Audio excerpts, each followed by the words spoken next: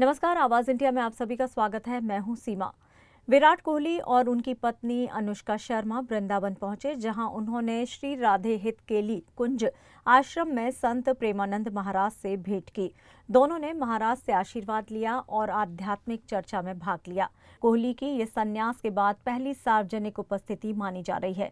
विराट और अनुष्का ने संत प्रेमानंद के आश्रम में 3.5 घंटे से ज्यादा का समय बिताया। दोनों सुबह करीब 6 बजे आश्रम पहुंचे। विराट ने संत प्रेमानंद से गहन चर्चा की और उनसे पूछा कि असफलता से कैसे बाहर निकला जाए। इस पर प्रेमानंद ने कहा कि अभ्यास करना जारी रखें। आपको बता दें कि विराट ने सोमवार को टेस्ट क्रिकेट से संन्यास का ऐलान किया था और अब सिर्फ वो वनडे में खेलते दिखाई पड़ेंगे। वहीं विराट आईपीएल 2025 में रॉयल चैलेंजर्स बेंगलुरु की टीम का भी हिस्सा है और कुछ दिनों बाद वो आरसीबी टीम से जुड़ जाएंगे। विराट का टेस्ट क्रिकेट से संन्यास का फैसला उनके फैंस के लिए एक बड़ा झटका था। उनके फैंस उन्हें अलग अलग तरह से याद कर रहे हैं। नहीं, ठीक ही रहना चाहिए। हम आपको अपने प्रभु का विधान बताते हैं थोड़ा सा। जब प्रभु किसी पर कृपा करते हैं, ये वैभव मिलना कृपा नहीं है, ये पुण्य है। पुण्य से एक घोर पापी को भी बहुत देखो, पाप करके भी उनका कोई पुण्य है जिससे वो सुकृत पूर्व के सुकृतवश चल रहे हैं, नया पाप है। ये वैभव बढ़ना या यश बढ़ना, ये भगवान की कृपा नहीं मानी जाती।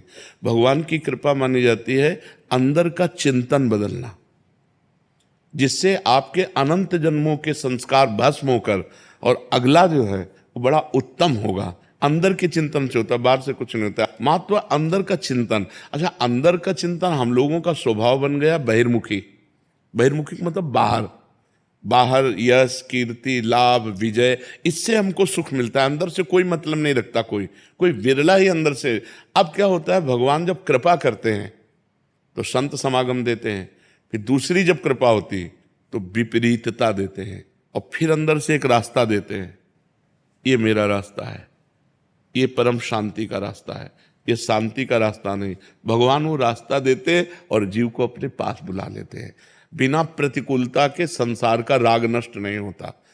किसी को भी वैराग्य होता है तो संसार की प्रतिकूलता देखकर वैराग्य होता है। सब कुछ हमारे अनुकूल है तो हम आनंदित होकर उसका भोग करते हैं। जब हमारे ऊपर प्रतिकूलता आती है तब ठेस पहुंचती है कि इतना झूठा संसार, तो अंदर से भगवान रास्ता देते हैं। ये सही है। भगवान बिना प्रतिकूलता के इस संसार को छुड़ाने का कोई भी औषधि नहीं रखी।